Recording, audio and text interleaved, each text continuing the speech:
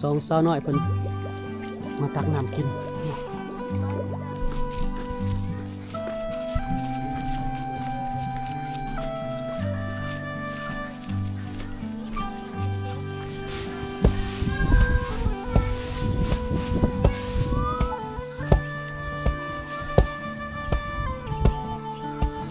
ส่วนบดเด้อดิให้มีคงกินเด้อดิเด้ออันยองมือนบยองมือนบขอบใจวันนี้ขอบใจเด้อปาไปก่อนปา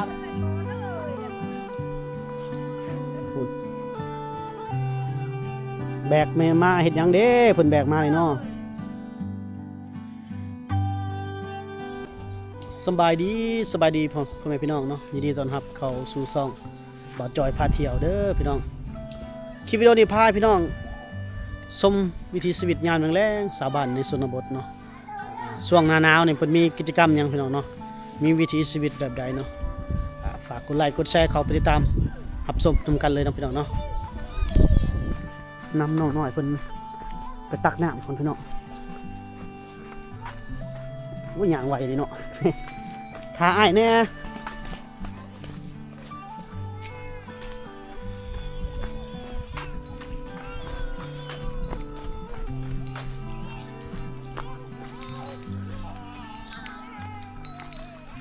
นำสาวหน่อยผมไปตักน้ำก่อน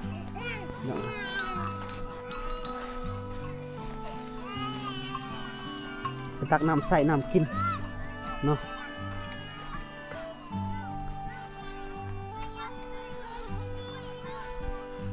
โอ้ไปตักน้ำบ่ละท้าอ้ายเนี่ย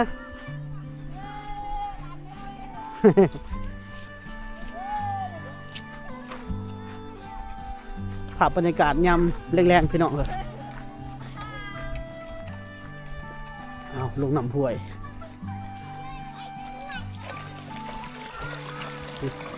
ไอ้คุณพี่น้องตายเฮาบูทเฮาให้ได้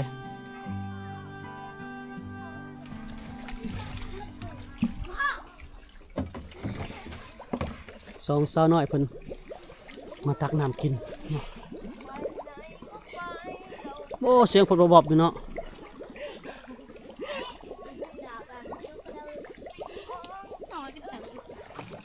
เอาน้ำกินพี่น้อง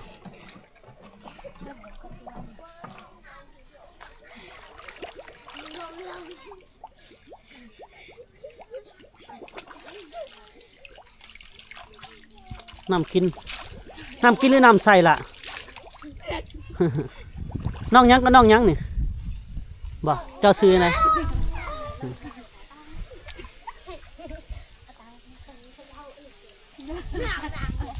เดี๋ยวเอาขนมให้กินดอก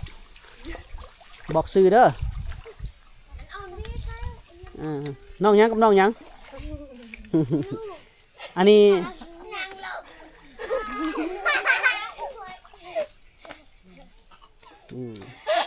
เอาแล้วพากันอายมือทำเลยพากันห่วยแอกเอาไปพ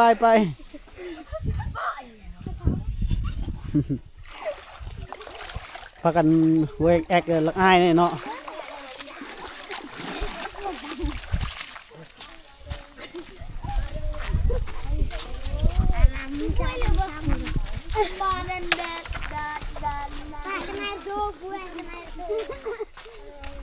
โอ้เป็นภาพวิถีชนบทนะพี่น้องเนาะหาบน้ำเมื่อแบบนี้หาเบิ่งได้ยากเลยพี่น้องไปน้ำไปเช้าเด้อเลย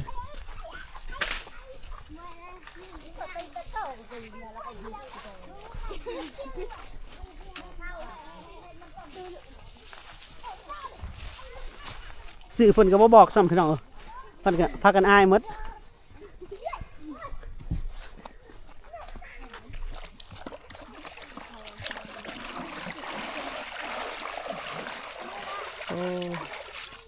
คนได้เพิ่นเมื่อทางพุ่นได้ปานนี้ได้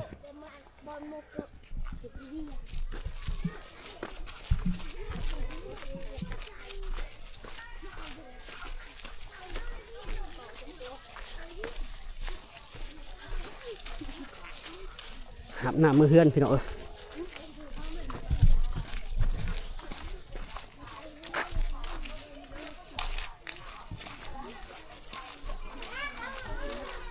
สองสาวหน่อย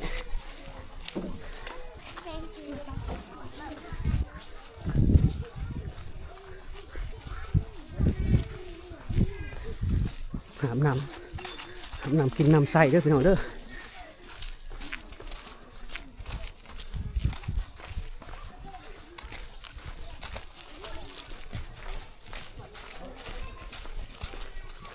จักเขื่อนเพิ่นอยู่ไสพี่น้อง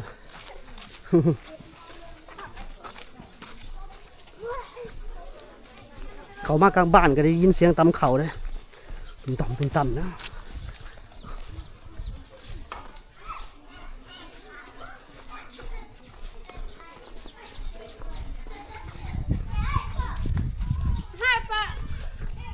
โอ้ยแยกกันเลยพี่น้องเว้ยไปหนึ่งไปทางหนึ่งไปหนึ่งไปทางหนึ่ง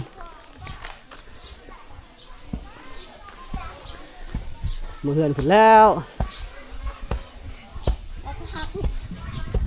ไปแล้วทางนี้พัด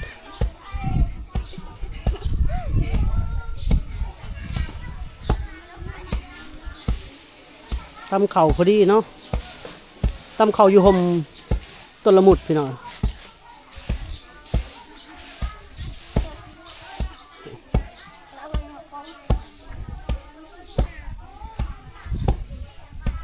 เก่งเนาะร้านน้อยนี่น้อยนี่ก็ตำเขาเลยน้องยังกับน้องยังตำเขาเนี่ย บริเข้าโรงเรียนบ่ล่ะภาพชนบทพี่น้องร้านน้อยในชนบท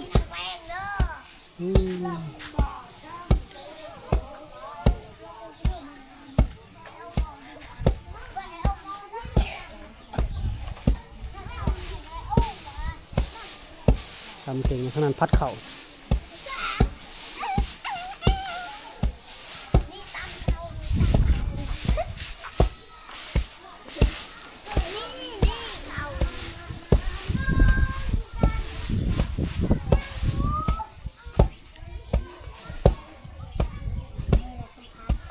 ชนบทในลาวไปหน่อย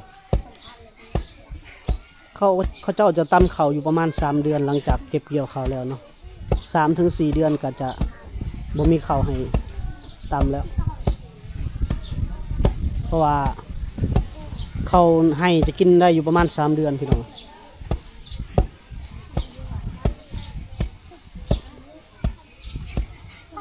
น้องน้อยสำนีบ่ได้เข้าโรงเรียนนะเพื่อนผมมีโรงเรียนเขา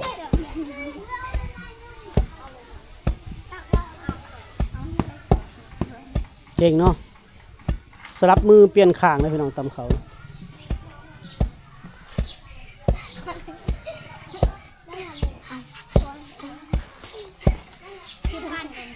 ร้านน้อยเพิ่นตำเขาเก่งพี่น้องแข็งแห้งนะเบิ่งเราสลับไปสลับมามือเราพี่น้องเปลี่ยนข้างโอ้จนโดดใส่หัวเนาะ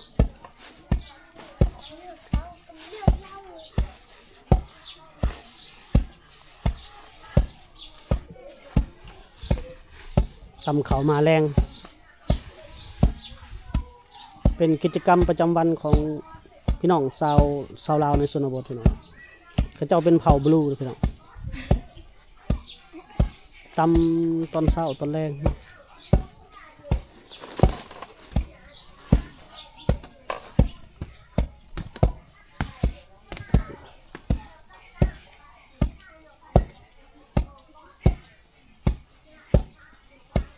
เก่ง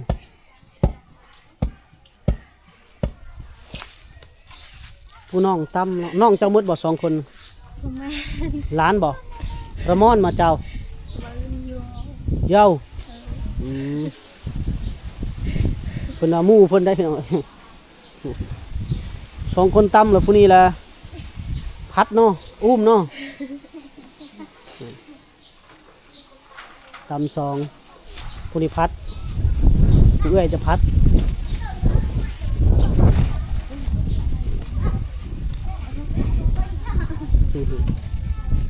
2-3 กระดงเลยเด้อุ้มบ่ได้อุ้มบ่ยังตำอีกเนาะ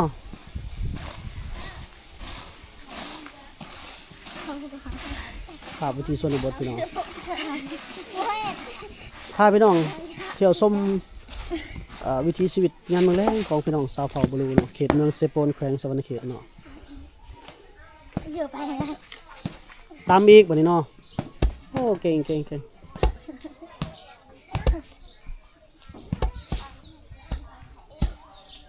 เขาเพิ่นตำก็จะประมาณนี้เด้อพี่น้องเนาะก็ถือว่างาม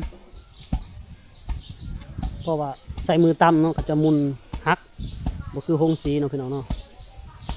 แต่ว่าเขาจะบ่ขาวแบบบ่ขาวร้อยเด้ยังแดงๆอยู่เนาะพี่น้องเนาะ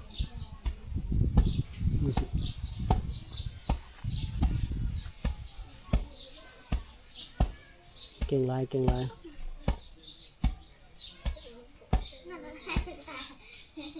ปลี่ยนเอื้อยตำนี่เนาะบัดนี้เนาะผู้ใหญ่ตำนี่โอ้ตุ่มเนาะ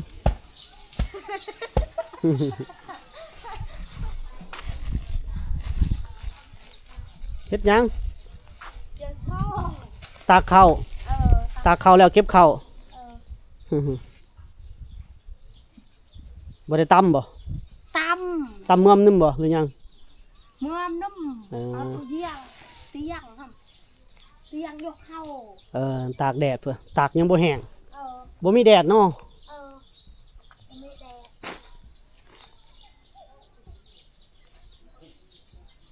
มัดข้าวตากข้าวพี่น้องก็ขึ้นเฮือนบ่บัดนี้ไว้ใช้นี่ข้าวเฮ้ยเฮือนก็เฮือนพ่อแม่นี่เฮือนพ่อแม่พ่อแม่ลูกไผ่จะเป็นลูกไผ่เนาะจะมาตะบ้านได้ลูกเป็นลูกไผ่นะบ้านสกีสกีพินนี่บ่สกีสกีหมดใจมาเป็นไผ่นี่แหละพี่น้องลูกไผ่ก็จะเห็นงานนักแน่เพิ่นว่าอัดเมียอยู่เดียวอยู่กับผัวหั่นแหละอยู่อัดเมียอยู่กับผัวบ่แม่นผู้เดียวแล้วมีผัวเนาะส่วนหลายเวียกงานประเภทนี้จะเป็นแม่บ้านเฮ็ดพี่น้องนี่เพิ่นตากเขาแล้วเพิ่นก็สิแบกขึ้นเฮือนพุ่นแล้วบัดนี้สามีเพิ่นก็จักอยู่ไสผัวผัวปอโยด้วยไปขุดหากไม้บ่ช่วยจ้าบ่ช่วยจ้าผัวไปหากินพี่น้องไปล่าสัตว์พุ่นละเฮาสิท่าเบิ่งเพิ่นแบกขึ้นนะเพราะว่าส่วนหลายเวียกงานประเภทนี้จะเป็นแม่บ้านเพิ่นเฮ็ดแข็งแรงได้สู่ชีวิตแม่บ้านก็แกมันจะยากไปเจ้าบ่ได้แบกขึ้นบ่ตะโรยเราบ่ไหวแล้วนี่กล่องที่ล่างเพิ่นนี่ก็มีแต่กระบุงกระยงกระย่างพี่น้อง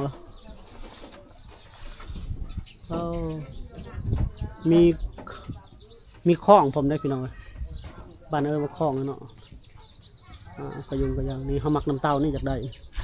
เก่าๆมื้อนี่แหละโอ้บ่จ่อยเก็บสะสมไว้ได้พี่น้องน้ำเต้านี่อันนี้มันพวกของพวกกระยังบุนี่พี่น้องโมเมนต์ของนะฮะดักปลาไปได้บุนี่พี่น้องเคยเห็นกับพิมพ์มาบอกบ่จอยเลยพี่น้องทางเขาทางนี้เลยมันอันดักปลาแล้วเนาะ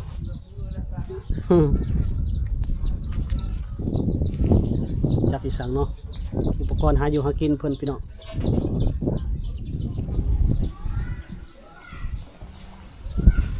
ก็มุมนี่อยู่ในครอบครัวนี่มี3หลังคาเฮือนพี่น้องนี่เฮือนเฮานี่เฮือนหันนี่อันนี้เฮือนผู้ใดผู้เฒ่านี่เฮือนคำฮักนี่ลูกเคยบ่หรือลูกไผ่ลูกไผ่ลูกไผ่เนาะตัวนั้นเด้เฮือนหันมั้งลูกไผ่นี่เด้นี่เฮือนเฮานอนเอาเฮือนใหญ่เด้ซะเฮือนใหญ่นี่กันแม่เนาะเฮือนเฮาอันนี้เฮือนลูกไผ่เพิ่นว่าลูกไผ่อยู่ต่างไปรี่แล้วลูกไผ่พี่น้องรี่แล้วมีแต่ลูกไผ่สบายดีบันส่วนเฮ็ดหยังกินข้าวโอ้ลูกน้อยบ่ได้ลูกน้อยกินข้าวกับหยังได้ยังกินบุญกันต่อจ้าผักกูด โอ้ยคนใดเฮือนเราก็เนาะได้ลูกจักเดือนแล้วลูกนะ2 เดือนโอ้ได้ลูก2 เดือนอันนี้เฮือนครัวบ่หรือเฮือนอยู่เฮือนครัวเนาะอันนี้บ่เฮือนใหญ่เฮือนเจ้าตัวใกล้ๆกันนี่อ๋อเฮือนครัวอันนี้เฮือนเพิ่นเนาะนี่เฮือนเพิ่นก็โอ้ก็บ่ได้ใหญ่คือกันบ่ได้พี่น้องนี่เฮือนเพิ่นเฮือนเพิ่นได้ลูกคนหนึงเนาะนั่นเฮือนอ๋อพี่น้องมือก่อนบ่จอยมาเลาะสนบทเลยเห็นหลังเฮือนนี่เนาะน้องตั้มพี่น้องครอบครัวเพิ่นน่าสงสารเนาะเป็นครอบครัวที่ยากจนอีกครอบครัวหนึงหรือว่าอีกเคสหนึงที่เราเห็นเนาะหลังจากที่บ่จอยได้ถ่ายทำแล้วก็ปล่อยคลิปลงไปเนาะก็ได้ผู้ใหญ่ใจบุญเพิ่นฝากเสื้อผ้าพี่น้องเขาได้เสื้อผ้ามือสองเนาะแล้วก็ถุงยางชีพเนาะมีปลากระป๋องมาม่าเครื่องใส่ครัวเฮือนเนาะแล้วก็แนวกินพี่น้องจะมามอบให้กับน้องตั้มเพิ่นเนาะเดี๋ยวบ่จอยจะพาท่านผู้ชมไปหาน้องเลยเนาะแนวฮอดเฮือนเพิ่นละน้องตั้มลงมาพี่เด้อลงมาพี่ละ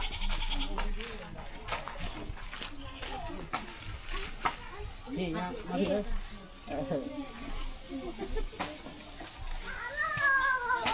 มาดิบ่ได้ตำข้าวบ่บ่ได้ตำเนาะตำแล้วหรือยัง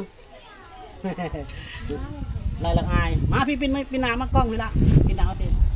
เด้อนี่อายมีของกินเด้อนี่เด้ออันยองมือนบยองมือนบเลยขอบใจวันนี้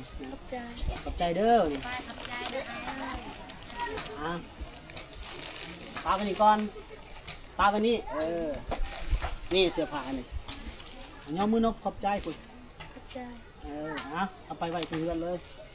ไปนี่แหละพี่น้องครอบครัวเฮือนซานเพิ่นเดี๋ยวบ่จอยจะเข้าไปถามเพิ่นเล็กๆน้อยๆเนาะสภาพเพื่อนเพิ่นเนาะเพราะว่ามื้อนี้ไปเข้าไปละกวดเบิ่งเครื่องเข้าไปในเพิ่นเบิ่งเครื่องดูอันนี้หมดเฮือนเลยบ่เฮือนลูกเจ้าหมดบ่นี่ลูกบ่แม่นลูกเฮาชื่อคนนี่อ๋ออันนี้ก็โอ้นี่ก็ลูกเจ้าบ่เพิ่นตำข้าวนี่4 คนนี่แม่นหมดบ่นี่บ่แม่นเอาหลานนี่จักคนลูกเจ้า3บ่4นั่งกันนี่แม่นหมดบ่นี่ผู้นั้นหลานบ่อ๋อคือบ่ยังมานำไปเลยนี่แม่เพิ่นนี่เสื้อผ้าผู้ใหญ่เพิ่นมอบให้กวดเบิ่ง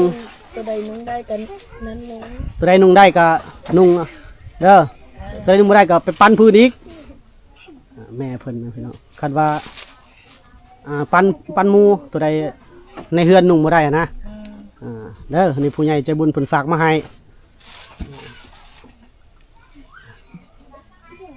สินงามได้สินมันได้ขับใจลูกทุกยากเฮือนอยู่กับแม่ดีใจบ่น้องตามดีใจบ่ดีใจ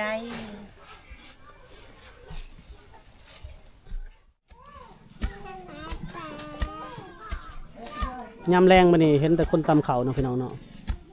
ผู้สาวทั้งหมดได้ตำเข่าเลยเนาะผู้สาวหมดเนาะผู้นี้บ่เคยเห็นผู้นี้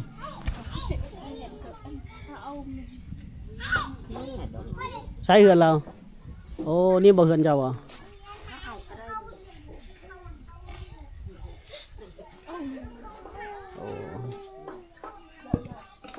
ผู้สาวลาวในชนบทตำเข่าพี่น้องในเฮือนทางหลังคนละพี่น้องเพื่อนเนาะ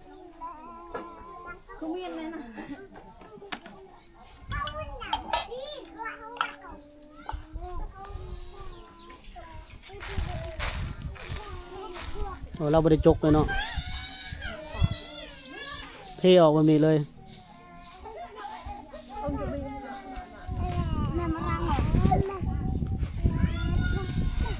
อุ้มบ่บ่เนี่ย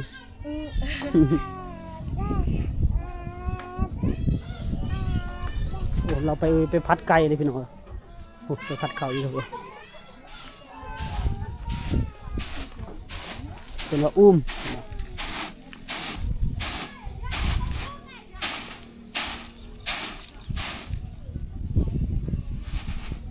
ว่าวลาวก็เป็นอยู่บ่ บ่ บ่เป็นตะบ่นี่บ่ว่าลาว จักคนเฮือนเจ้าอยู่เฮือนจักคน 7 7โอ้ย7หลายคนเนาะ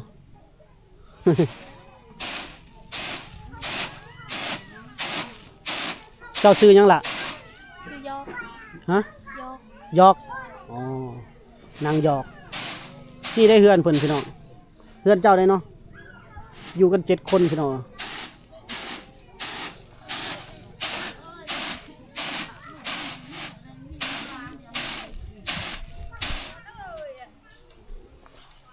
คุณแบกแม่มาเฮ็ดหยังเด้เพิ่นแบกมาเลยเนาะ2 เท่าเพิ่นเฮ็ดหยังเด้โอ้คัดคิดแท้บันส่วนเฮ็ดหัวบ่ตาโร ตาโรเอ้ยตาโรบัด ตาโรบัตนี่พี่น้องตาโรบัตก็คือทำสวนปลูกผักตัวละพี่น้องเพิ่นเบิ่งคลิปเฮาแล้วบ่เห็นเขาเฮ็ดเขาปลูกผักเนาะนี่ยามหนาวนี่เพิ่นปลูกเนาะพี่น้องเนาะเพิ่นบ่ได้ปลูกยามฝนยามหนาวแล้วเพิ่นเฮ็ดสวนปลูกผักเฮ็ดแคมห้วยเนาะนี่พี่น้องแน่นบ่สวนตัวนั้นบ่อ๋อสิปลูกหยังบัดหยัง ปลูกบัดสิเปื่อย บัดสะเปื่อยบัดสะเปื่อยนี่ผักกาดบ่ ผักกาด ผักกาดเนาะผักกาดผักบัวผักหอมเนาะ ผักหอมผักแง่ม บ่ได้เฮ็ดทาบอนในบนไซรักแบบนี้เอาพี่น้องบัดฮอดฤดูกาลอันมันดอกมันนั่นก็ปีหน้าเฮ็ดมาอีกเพิ่นอาศัยแต่น้ำห้วยนี่ล่ะเนาะปลูกผักไปตัดไก่บ่ตัดไม้นี่เยิงบ่ไปตัดนี่ เยอะเอ้ย เยิงบ่ อืมไก่เอ้ย โอ้นี่แหละพี่น้องเฮ็ดสวนปลูกผัก2 เท่าเพิ่นเนาะ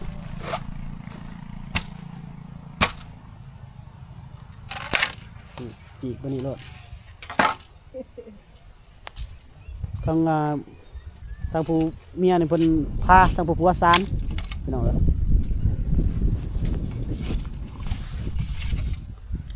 เฮ็ดหัวเฮ็ดสวนปลูกผักเนาะ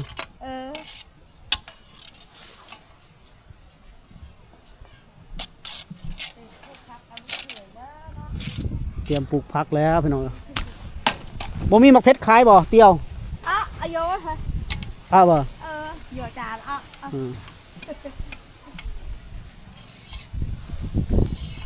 ใส่สุดพักนั่นบ่กว้างคัดทะเล เพิ่นกำลังงานพาไม้เพิ่นสิเฮ็ดสวนปลูกผักพี่น้อง สุกติ่มมาได้แถวนี้ใกล้ยุติ่มมาได้เนาะ อาศัยเฮ็ดแต่ยามแล้งยามหนาวเพิ่นมักเฮ็ดปลูกผักกินเอง เขาก็เจ้าเฮ็ดแต่ยามหนาวพี่น้องนี่แหละสวนเพิ่นพี่น้องแคมน้ำห้วยแบบนี้ล่ะพวงเติบแล้วก็เฮ็ดม้วนคุมอยู่เนาะ บ่เฮ็ดเป็นเหลี่ยมเป็นขอบเป็นหยังเลยพี่น้องไม้ก็ไปตัดอยู่ตะพูมาเอาไม้เนื้ออ่อนนะเฮ็ดส่วนหลายเซาเซลยังก็เฮ็ดไม้เนื้ออ่อนหมด โยจะได้กระน้ำเอาไป อ๋อน้ำท่วมไปเนาะ จะได้น้ำเอาไปอีกนาปวดแล้วได้เฮ็ดไม้อีก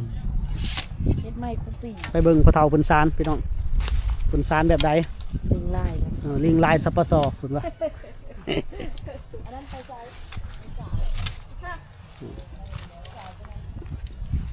โอ้สารเฮ็ดที่เลยเนาะบ่ให้อันลูกไก่เข้าเนาะอืม ก็ช่วยนะครับ อืม ก็คือเนี่ยที่เปียกช่วยไปเลย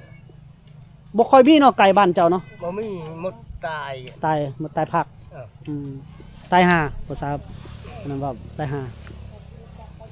ตัวหมูยังอยู่ตัวหมูเนาะ มูลหมด โอ้ เนาะเลยเลย